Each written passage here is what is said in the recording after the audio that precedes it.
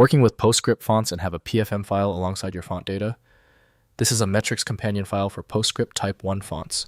I'm Evan Brooks, Certified Support Engineer, and I'll show you how these Adobe PostScript font metrics files work and how to use them properly. Note on preparation: make sure you have a reliable universal file opener. It's particularly effective when the PFM file is only partially corrupted.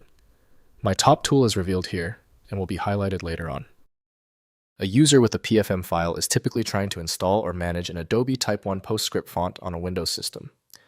This file does not contain the visual font data, but rather the font metrics, such as character spacing, kerning pairs, and widths, which are essential for proper text layout on screen. The PFM file is a binary format that works in conjunction with a PFB printer font binary file. The PFM contains the metrics for screen display on Windows, while the PFB contains the actual outline data for printing. This separation was designed to optimize performance for both screen rendering and high-quality printing. Windows often defaults to associating PFM with the Microsoft Windows Font Viewer solution from Adobe Systems Incorporated. To ensure the integrity of the system files, a dedicated utility should be used instead of Windows default. Windows may restrict some embedded fonts from installation, depending on licensing. To open this tricky format, right-click your PFM file and choose Open With.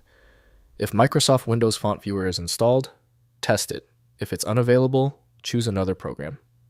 Don't worry if you need to try a few different ones. The good news is that file opening failures usually follow a pattern. You have one of three problems. I've put together a short list showing the cause and the simple check. First, installing PostScript fonts. To use PostScript, Type 1 fonts copy both the PFM and corresponding PFB files to a temporary location. In Windows, open Settings, Personalization Fonts, and drag the PFM file to install. The system uses the PFM metrics combined with PFB outlines to render the font in applications. Next, converting to modern formats. Use FontForge or commercial tools like FontLab to convert PostScript Type 1 fonts, including PFM, PFB pairs, to modern OpenType OTF or TrueType TTF formats. Modern fonts combine outlines and metrics in single files, providing better compatibility with current operating systems and applications. Finally, examining font metrics. Open the PFM file in Font Inspection Tools to view detailed font metrics, including character widths, kerning pairs, and font dimensions.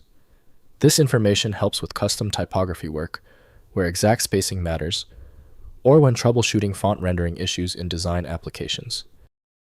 If compatibility checks failed, it is likely because the file extension name is shared by different developers for unrelated formats, causing your PC to use the wrong reading language. Rather than guessing, you can try switching to a dedicated parsing engine that is built to identify file structures autonomously and may offer a better chance of opening stubborn formats. The complexity of this file is clear now when the other solutions have failed.